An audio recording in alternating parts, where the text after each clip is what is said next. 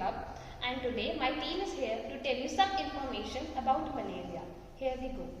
Malaria is a mosquito-borne infectious disease which is caused by the bite of female Anopheles mosquito, which spreads infectious Plasmodium parasite into the host. Traditional malaria symptoms include high fever, chills, nausea, headaches, muscle aches, and fatigue. Neurological complications can occur in several cases, most commonly in young children. Malaria signs and symptoms typically begin within a week after being bitten by an infected mosquito. However, some types of malaria parasites can lie dormant in your body for up to a year. Signs and symptoms of malaria may include fever, headache, fatigue, diarrhea, general feeling of discomfort, abdominal pain, nausea, vomiting, rapid breathing, rapid heart rate. Malaria is caused by a single-cell parasite called Plasmodium. The parasite is transmitted to humans most commonly through mosquito bite. Malaria spreads when the mosquito bites the infected person and then to the non-infected person. The parasite of the malaria enters the bloodstream of the infected person and then travels to the liver. When the parasites mature, they leave the livers and infect the red blood cells. Malaria is usually confirmed by the microscopic examination of blood smear test and by rapid diagnostic test. Blood smear study. Blood smear examination is the gold standard test for detection and identification of malarial parasites. During this test, a blood sample is collected and spread onto a glass slide. In place where microscope is unavailable, there is a rapid diagnostic test. Rapid antigen test is used to detect protein parasites in a fingerstick blood sample. Now I will tell you how it is transmitted. When an infected mosquito bites a person, the malaria parasite gets transferred into the bloodstream of the human body. Once it gets inside the human body, it multiplies in the liver and invades the red blood cells. And if it is untreated, then it can be a life-threatening. It is important to note that malaria cannot be transferred by person to person like cold, flu or any other contact. In rare cases, it can be transferred by blood transfusion, organ transplant and the sharing of the needle with the contaminated blood. The risk factor for malaria vary depending on the location and geographical area. It also depends on the strain of parasite that is causing the infection.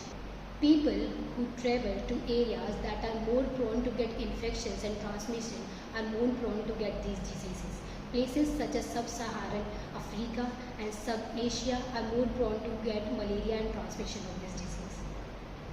The another risk factor include age. People who are young in age and pregnant women are more prone to get infections due to their lesser immunity. Immune system also plays a major role in risk factor, as people who have lesser immunity such as people with AIDS and HIV has lesser immunity and they do not overcome the malaria and the transmission cause, and they are more prone to get infectious diseases and can even lead to death. The another risk factor include occupation. People who work outdoors are more prone to get in contact with mosquitoes. People such as farmers, loggers, miners are always in close contact with mosquitoes and other infectious agents, due to which they are more prone to get transmitted and it can cause major problems. There are several complications that may be arise due to malaria. The complication can be seen after the first symptoms. The complications which arise are anemia. Anemia is basically destruction of RBC by the malarian parasite.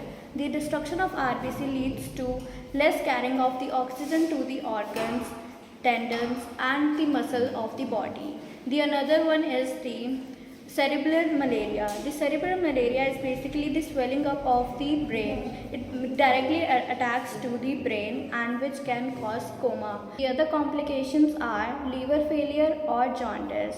This is most common. The symptoms which can be observed are paling of the skin, yellowing of eyes, etc. So hello everyone, I am Karan Jain, student of B Farm first year and I am member of Ayushman Pharma and Innovation Club. And today I am going to talk about the stages involved in the life cycle of the mosquito. But before talking about their life cycle, I want to share some basic information about the mosquito. The mosquito, as we all know, these are the insects that are usually universally hated all over the world, and their life cycle depends upon the 4 factors, which is temperature, light, humidity and the time of year. And in mosquitoes, male generally have a shorter lifespan than a females, because male live about a week but a female can live up to a month. So there is a big difference in their lifespan that we can observe. Now talking about the stages involved in the life cycle, so there are total 4 stages. First is egg stage, second one is larvae stage, third stage is pupa stage and fourth one is the adult stage. Now in egg stage, what happened? The eggs are laid by the female Anopheles mosquito on the surface of the water, and eggs are laid whether individually or sometimes attached together in the form of rafts. And within a 48 hours of time period, the larvae emerges out from the egg. And by the emergence of the larvae, our second stage begins, that is a larvae stage. Now larvae, what they do is they poke the tubes out in the surface of the water through which they respirate, and larvae also eat some of the inorganic floating matter. And after their feeding stage is over, they start molting process.